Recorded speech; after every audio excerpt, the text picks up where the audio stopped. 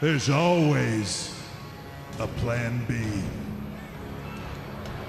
Seth Rollins is wielding a chair, but instead of hitting Roman Reigns, he drops it on the ground and defies Triple H and says, "Maybe you should have had a plan C, Hunter."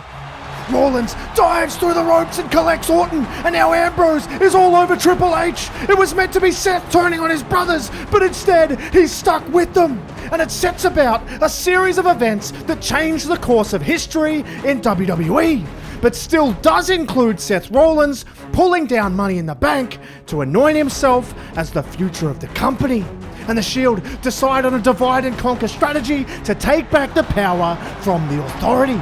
However, in the main event, the presence of Orton and Kane in the ladder match for the vacant World Championship tips the scales against Roman Reigns, who cannot overcome them.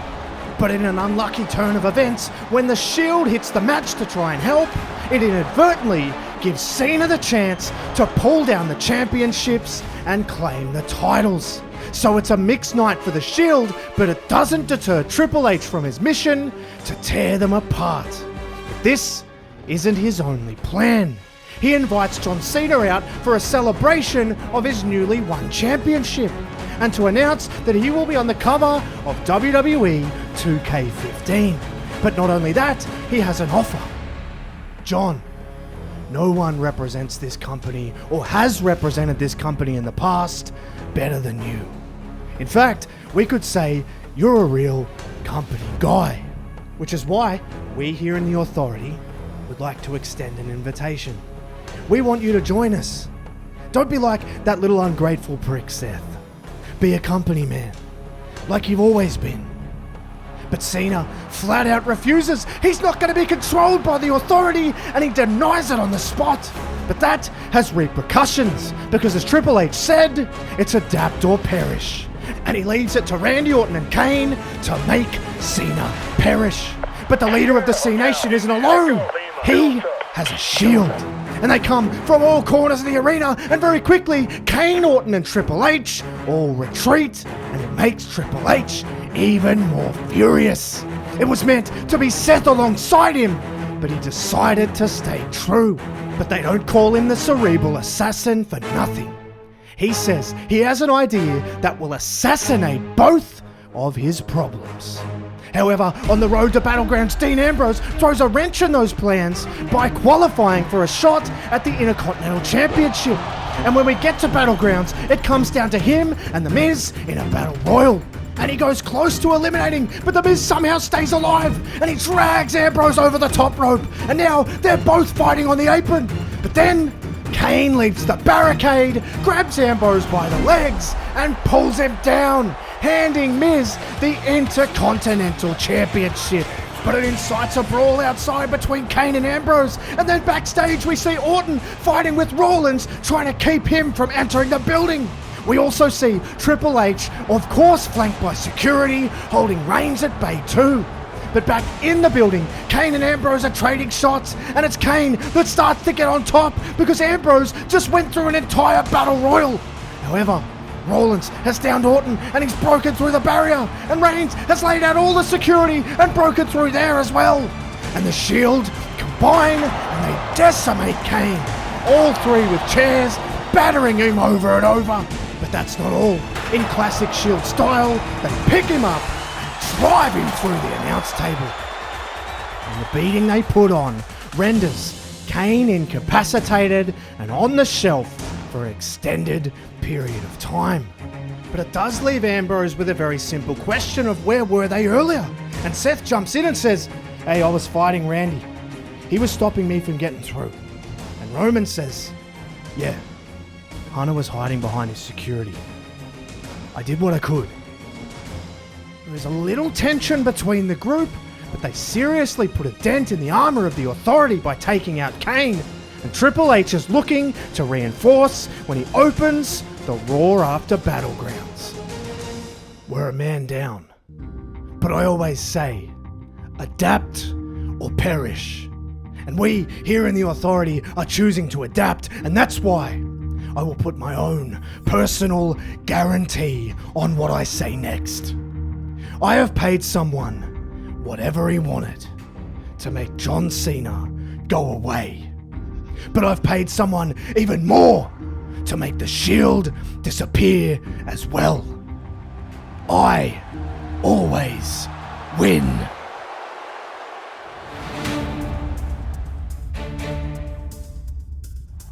Triple H's plan to eliminate Cena will come to fruition later in the night, but he also lines up a gauntlet for the Shield to tackle, and they run through all of the opposition that the game has lined up in classic Shield style. They're phenomenal together, and the crowd absolutely eats it up. But after finishing off the final team, Triple H emerges and he tells them that after all this work, they deserve the night off. He tells them to go and rest, and he says that the Authority will take care of things from here. And he threatens to send out security, but not only that, he says that if they don't leave, he will fire them on the spot. But Rollins and Ambrose don't care. They want to fight. But it's Roman Reigns who's the voice of reason, and he gets them to leave the ring. They all agree to leave the building entirely. This leaves Cena to fend for himself, which he's never been afraid of. However, it might have been handy, given Triple H rolls out phase 1 of his plan.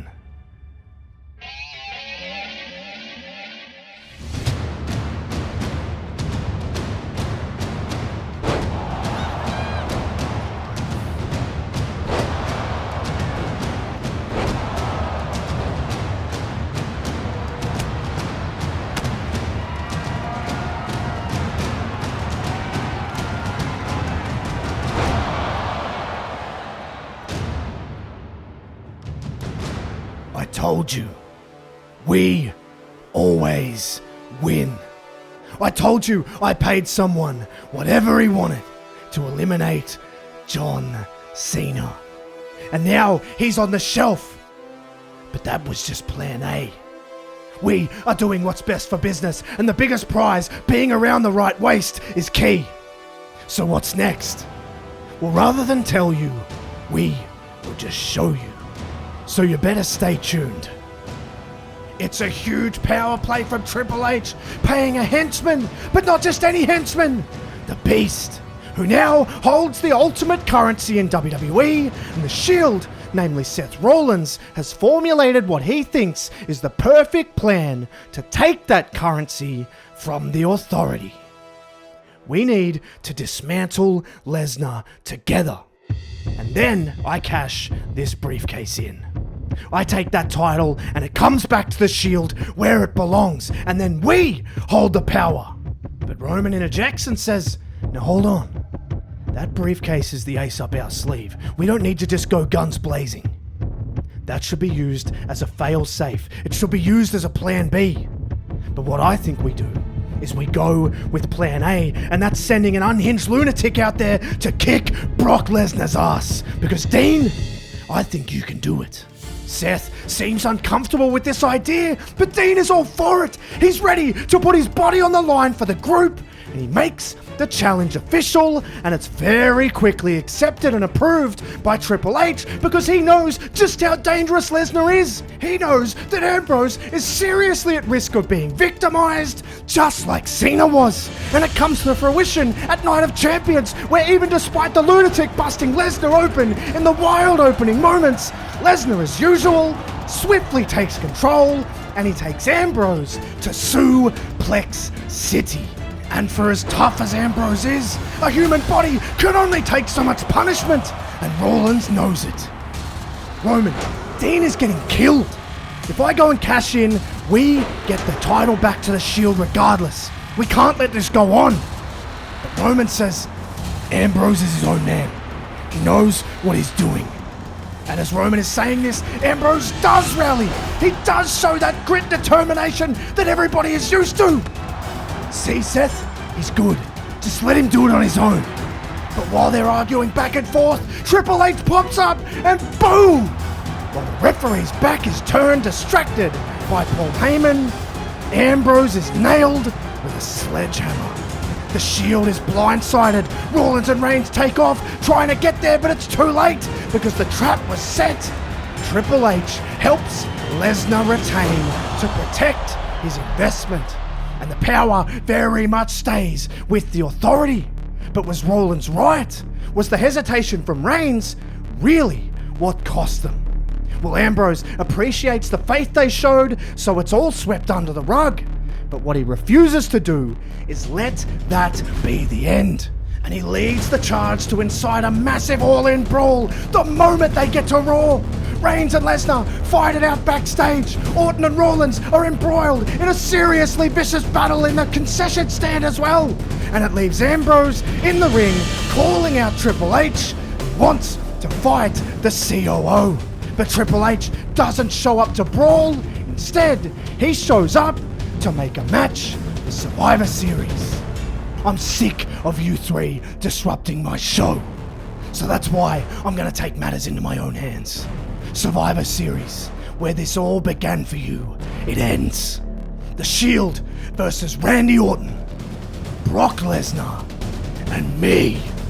If you lose, the Shield disbands. The star power in this match is off the charts, but so is the tension. The Shield's very existence is on the line, and after Ambrose is able to wipe out Lesnar in all the madness with a dive through a table, Rollins sees an opportunity. He sees the chance to potentially cash in the briefcase and take the power back. But as he advances on Lesnar, it's Triple H that cuts him off. But then through comes Roman, looking to take out Triple H, but he spears Rollins instead, and he's looking down almost in disbelief at what he's done.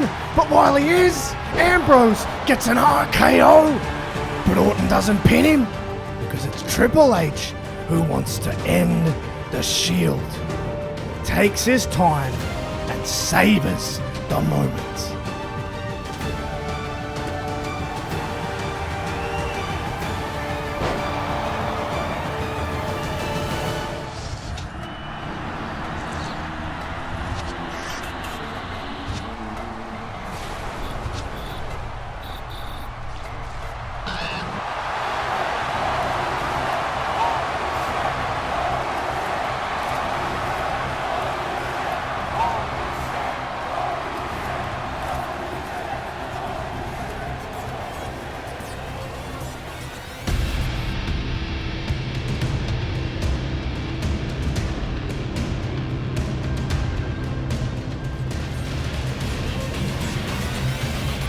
Triple H is furious waiting for Sting, and he gets him, but not in the ring.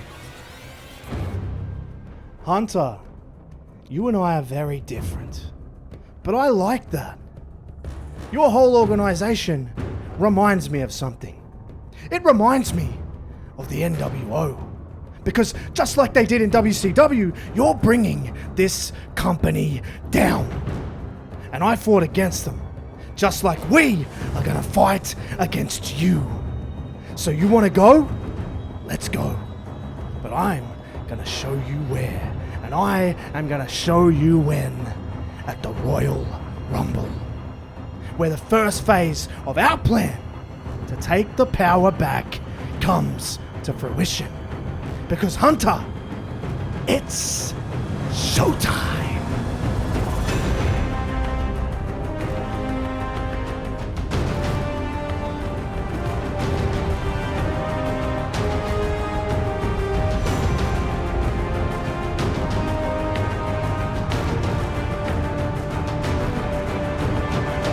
We're down to the final three. Ambrose, Reigns, and Orton. Oh, how the tide has turned for the Viper. Because now it's him that's backed into the corner. And there is a little moment between he and Roman. Like they know something. But you can't trust the Viper because he strikes. Roman counters, but Ambrose comes through and he collects Orton and sends them both over the top rope. Ambrose, once again, putting his body on the line for his Shield brothers. And he takes the bullet for Roman, who wins the Royal Rumble. And the Shield, as a unit who have divided to conquer, have a big chance to take the final piece of currency from the Authority. And speaking of the Authority, Triple H comes out to witness this all, and he meets Randy at the top of the ramp, who is pissed. Orton storms off backstage, leaving Triple H looking back at the ring where Roman is celebrating his victory. But that is the least of his worries.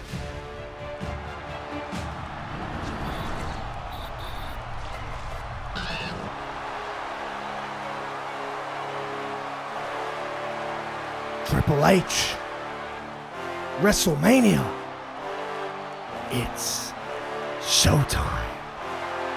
Sting calls his shot at WrestleMania 31. It goes down. The man who fought against the tyrannical faction in WCW is back to do it again in WWE.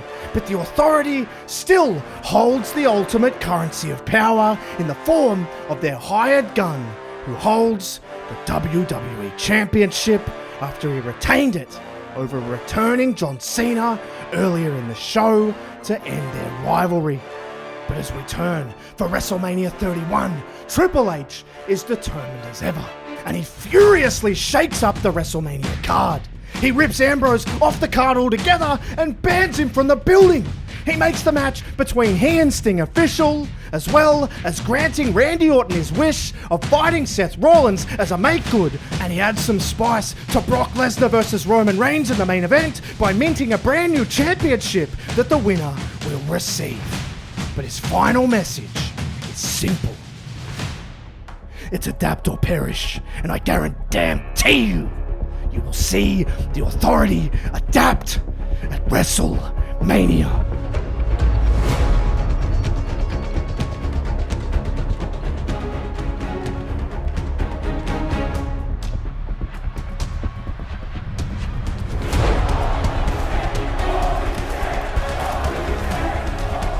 Orton draws first blood in the most spectacular of ways, but as he gets backstage and Triple H is readying to make his entrance, he says he no longer will answer to any authority and he has done his part, and he storms off from the game.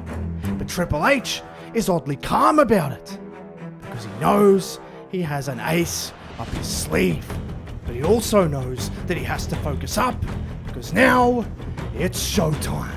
And the two legends make their spectacular entrances, the crowd on the edge of their seat, and they enter into a battle for the ages in a no disqualification match.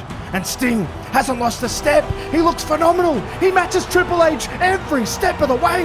And they both have a very strong showing, but it's Sting who gets on top and nails a Stinger splash. And he wants to finish off the game and put a major dent in the Authority. It's D-Generation X! Triple H's friends have his back, but they are the most anti-authority group you'll ever find. But Triple H is willing to go to any lengths he can. But then, backstage, we see down security, and we see Boots walking away from them. And the crowd comes alive, because they know who it is. It has to be Ambrose. He wasn't supposed to be here, but of course he is. And he's wielding his own version of Sting's signature weapon. And he smashes anyone from DX who dares to move. He equalizes the situation. But Triple H didn't stop at bringing DX with him.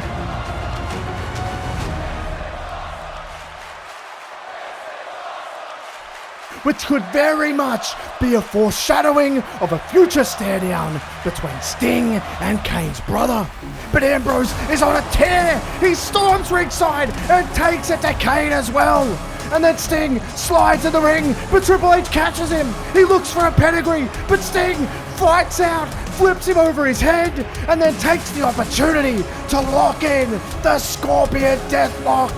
But Triple H is refusing to tap until Ambrose gets in the ring with the barbed wire baseball bat, and he's threatening to hit him, which makes him tap and gives Sting the massive win. However, while it's a great moment, it's still not the ultimate currency that the Shield needs to take from the Authority.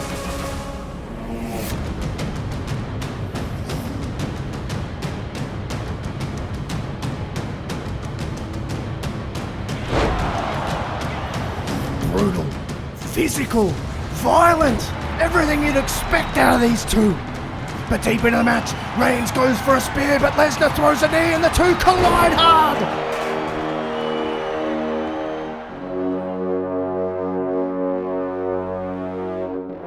Roman is injured and in the hands of the doctor.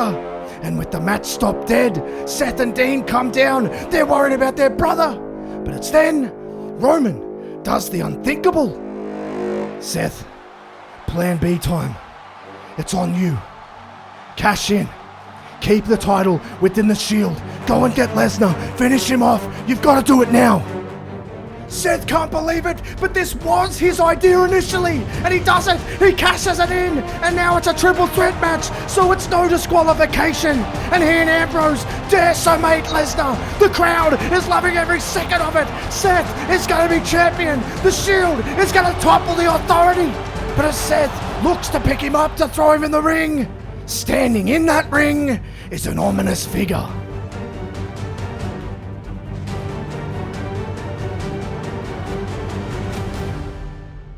I told you I was going to pay someone a lot of money to take out Cena, and I did.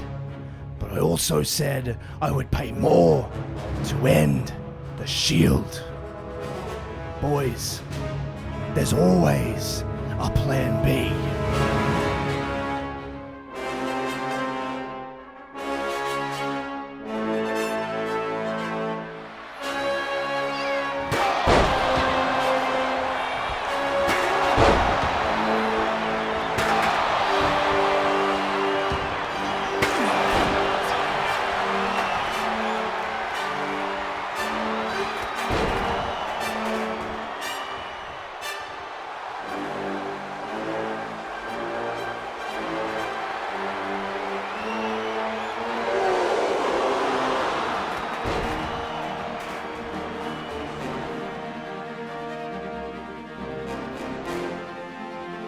Reigns was the true plan B all along, and his payment was the ultimate currency, the WWE Championship, and under the watchful eye of the Authority, Roman Reigns breaks the Shield and becomes the One.